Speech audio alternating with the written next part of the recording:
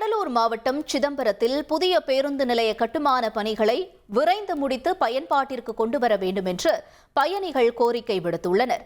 சிதம்பரம் பழைய பேருந்து நிலைய கட்டிடம் அமைக்கப்பட்டு 40 ஆண்டுகளை கடந்த நிலையில் சிமெண்ட் காரைகள் பெயர்ந்து பயணிகளின் மேல் விழுந்து விபத்து ஏற்பட்டது. இதனை அடுத்து பயணிகள் கோரிக்கையின் அடிப்படையில் கடந்த ஓராண்டுக்கு முன்பு பழைய கட்டிடத்தை இடித்துவிட்டு ரூபாய் 5 கோடி மதிப்பீட்டில் புதிதாக பேருந்து நிலையத்தில் ஷட்டர் அமைக்கும் பணிகள் நடைபெற்று வந்தது. மழை உள்ளிட்ட காரணங்களால் கட்டுமான பணிகளில் தொய்வு ஏற்பட்டிருக்கிறது. இதனால் கடும் சிரமத்திற்கு உள்ளாகி வருவதாக பயணிகள் வேதனை தெரிவித்துள்ளனர்.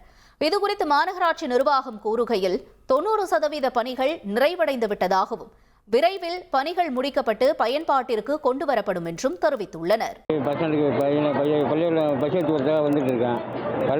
இடிச்சு ஒரு வருஷத்துக்கு மேலே ஆகுது. பொதுமக்களுக்கு பள்ளிகள் மாணவர்களுக்கு ரொம்ப கஷ்டமாக இருக்குது. இங்கே நின்று அங்கே போங்கிறாங்க, அங்கே போனால் அங்கே போங்கிறாங்க. ரொம்ப அலைச்சலாக இருக்குது.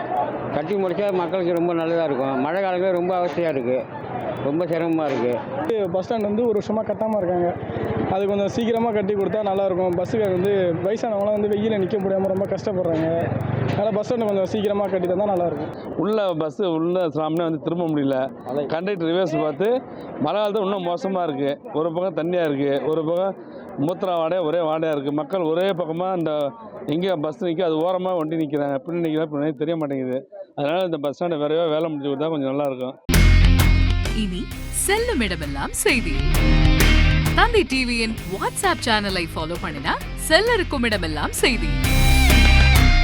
இதோ QR கோட் இப்பவே ஸ்கேன் பண்ணுங்க, ஃபாலோ பண்ணுங்க.